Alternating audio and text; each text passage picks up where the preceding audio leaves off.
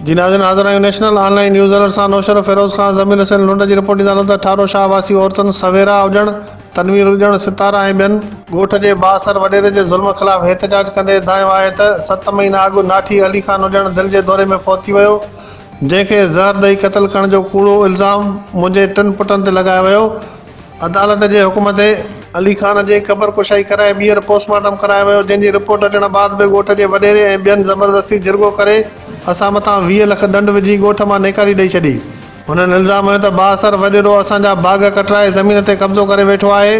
असां औरतूं घर खां बेघर बणियल आहियूं। हुननि IG सिंध, DIG शहीद बेनज़ीर आबाद ऐं SSP नौशर फिरोज़ खां मुतालबो कयो त बाग़ तां कब्ज़ो ख़तमु कराए असांखे पंहिंजो घर वापसि करे ॻोठ मां नेकालीअ वारो फ़ैसिलो वापसि वठी पुटनि मथां नाठीअ जे क़तल जो दाख़िल करायल कूड़ो केस ख़तमु कयो वञे।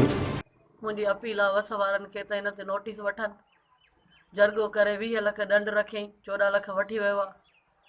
ॿनिनि ते कब्ज़ा आहिनि, ॻोठ ॼण नथो ॾिए।